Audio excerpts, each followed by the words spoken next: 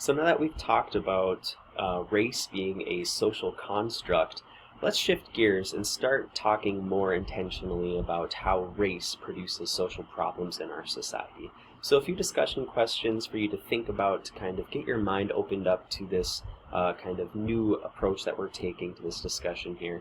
How is having a racial bias different than being racist? So let's think about that. How is having a racial bias different than being racist?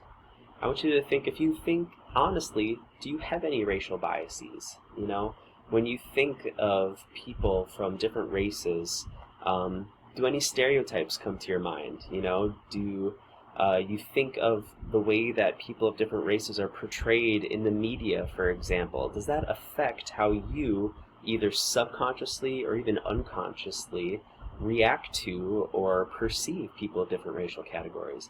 And what does it mean to say that racism is institutional, right?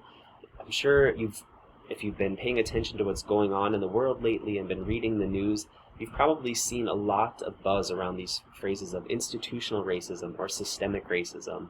And it's really important from a sociological perspective that we understand racism being institutionalized, or that racism is systemic, because that's going to help us understand how racism has been able to exist for so long in the United States. So to begin, let's provide some definitions to some terms that we're going to be using a lot. We'll start with stereotypes. So I'm sure many of you already know what stereotypes are. Essentially, they're just oversimplified generalizations about groups of people, right? So oftentimes we develop stereotypes about people because maybe we had one bad experience with one person, and this one person belonged to a certain social group or demographic, and therefore we just assume all people in that group, or all people that share that demographic, act the same way or have that same unfavorable trait that one person that we interacted with. So one example I'll share, like I've mentioned, I worked in the service industry a long time, and I lived up in North Dakota, which was right near the Canadian border, and from time to time, we'd have some Canadians come into the city I was working in to go shopping, whatever. They come and eat at a restaurant, and I had a Canadian that left me a really bad tip one time. And from that day forward, I always stereotyped that, whenever I had Canadians that would come and sit at my tables, I expected I was going to get a bad tip because of that one time I had a really bad tip from a person who was Canadian, right? So that's a stereotype that I created in my own mind, because I had one unfavorable experience with a person who then I chose to use that single person to make the assumption that all people that shared that demographic, all Canadians, must be bad tippers because I had that one bad tipper that one time, right? On the flip side of that, stereotypes can also be positive, right? So, for instance, if I had people that would come in and sit at my tables in the restaurant and they wore really nice clothing, so I presume that they were pretty wealthy, I assumed that I was going to get a really good tip. So whenever I had people that came in that were very well dressed, I set that positive stereotype. People that present themselves really well, that dress really nicely, are probably very rich and therefore are going to tip me very well. So stereotypes can be either positive or negative. In other examples, the stereotype that women are smarter than men, or that poor people are lazy, and they can be based off of virtually any characteristic. Well, our society largely creates many stereotypes pertaining to race, and that contributes to these systems of prejudice and discrimination. So prejudice refers to any biased thought or stereotype, prejudgment that we make based on flawed assumptions about a group of people. All right, so a prejudice is a biased thought that we have about a group of people. It's very important to recognize that prejudice is a learned behavior. Nobody is born being a bigot. Nobody is born being racist. Nobody is born being sexist or homophobic. Those are all learned behaviors.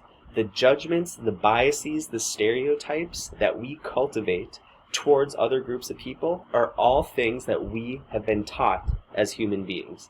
There are things that we have been socialized to think as members of the societies that we live in.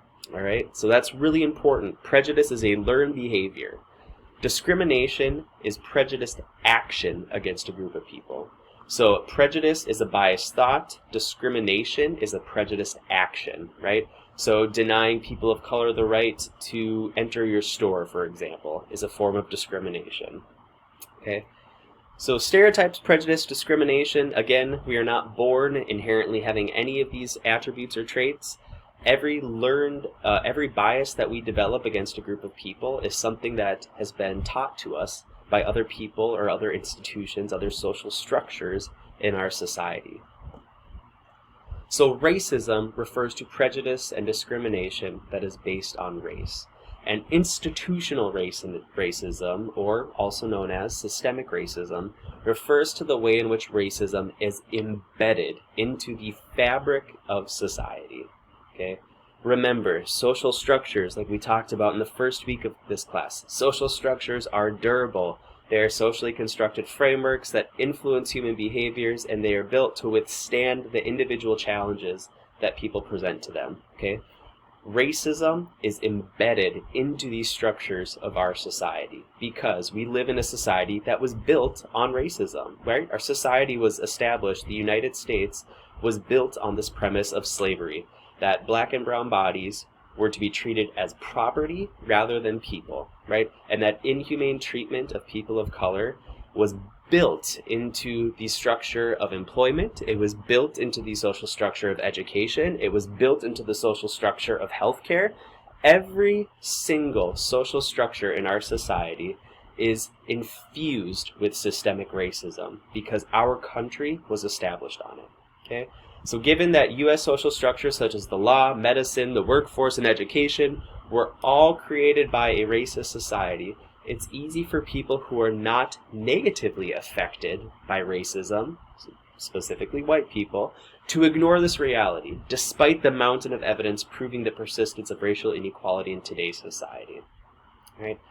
So this next slide is going to maybe be triggering to some people. Hopefully it will be eye-opening, specifically for any white folks in this class that have never really been challenged to think about the persistence of racial inequality today.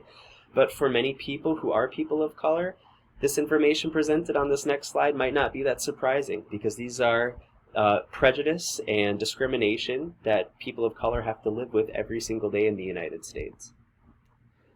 So we see very strong racial disparities in school, which we talked a little bit about last week when we talked about social problems in education. Black students are 3 to 4 times more likely than their white peers to be expelled or face multiple suspensions from school. There's also a very, very large body of evidence that suggests there's still racial prejudice and discrimination occurring in the workplace. One study sent out hundreds of fake resumes to different job employers, and the resumes were identical. The same education levels, the same work experience, the same qualifications, etc. The only thing that was different on these resumes were the names of the applicants. And what this study found is that white-sounding names, for instance, Emily and Greg, were 30% more likely to get an interview call back than the names Lakeisha and Jamal. So again, identical qualifications on the resumes. The only thing different is the name. If you have a black-sounding name, an employer is 30% less likely to give you an interview for that position. We also know that wealth is very, very much affected by racism in our society. The median wealth of white households is 16 times that of African American households and 14 times that of Latino households. Black people use less drugs than white people. However, they are 6 times more likely to be stopped and searched for drugs by police officers. These 2 individuals here were both accused of raping an unconscious person. The individual on the left, however, this is Brock Turner, if you remember the headlines from this article a few years ago. He was a Stanford swimmer, a very well-known college athlete. He raped an unconscious person, but because he was a white person who was afforded a lot of white privilege, he only served 6 months in jail. This same individual over here that happens to be African American, raped an unconscious person, got a sentence of 15 to 25 years in jail. So again, exact same crime, but presumably because one person was African American, the other one was white, they're treated very differently by our judicial system. Black men are 2.5 times more likely than white men to be killed by the police. This is just one incident of this. If you remember, this just happened last year in our own state of Texas. Tatiana Jefferson was shot and killed by a police officer in her own home in Fort Worth, Texas, because one of her neighbors called the cops on her. They saw someone suspicious looking in this house. I don't know why they thought she looked so suspicious, since, it was her house. But had the cops called on her, the cops entered her home and shot her because they thought she was an intruder in her own home. And of course, since then, we've had countless other lives. Breonna Lewis, George Floyd, Ahmaud Arbery, countless African-American individuals being killed by police officers or by white supremacists in our country today simply because of the color of their skin. We also know that race has really severe consequences on individuals' health outcomes. For instance, white mothers and white infants have far lower infant mortality rates and maternal fatality rates in comparison to African American women's. You can see the numbers here, how different these rates of death are for African American infants and mothers in comparison to white infants and mothers. And also, we know that African American people are often treated inferior in healthcare settings. Doctors are actually 16% less likely to treat African American heart attack patients with life-saving surgery in comparison to white patients. And these findings came from a recent study here. So this is just a snapshot to show you how in education, in employment, in the legal system, by law enforcement, in healthcare, virtually every institution in the United States has racism built within its bones. So it is impossible for us as a society to continue to deny that racism is not a problem in our society. It very much clearly is. So it is very important that we stop just being passive. I'm speaking specifically to us white people here. We can no longer just turn a blind eye to racism. We never should have been turned a blind eye to racism, but we're at a boiling point right now in our society. I'm starting to shake talking about this because I feel so strongly about this. We need to do better as a society. There's no more excuses. There's no more excuses. We can't just deny that racism exists anymore. We need to become anti-racist. We need to start actively challenging these systems, systemic racism that exists in our society, that exists today. And throughout this presentation, I'm going to offer several suggestions about behaviors that we can do as individuals, what we can do in our everyday lives to start combating racism.